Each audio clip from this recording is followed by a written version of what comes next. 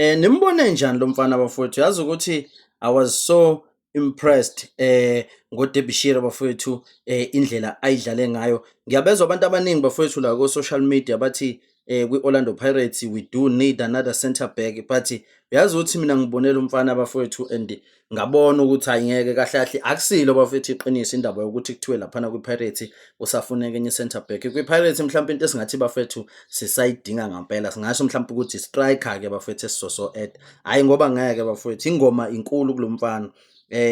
Ngimbonile nje, yazi ukuthi indlela adlale ngayo laphana even nanoChabetsane bafowethu badlale nje babe ne-combination e-right kakhulu. Sibe sazi ukuthi kwi-Pirates kusanabanye abantu bafowethu abangaphezulu kubona kuma-rankings, njengoba sazi ukuthi ukhona uSiyema laphana, ukhona uSibisi, nabo Xoki manje nawo ubuyile, uChabetsane, nangu noDerbyshire bafowethu, and isenawo nje abantu ngempela who are good bafowethu laphana kuleya centre back. So angiboni mina ngempela bafowethu ukuthi can we say ukuthi do we really need a new defender, because lo mfana ngimbona ezokwazi nanoku-step up kuyona le season. Wena uyibone kanjani igame bafowethu yakho uDerbyshire laphana?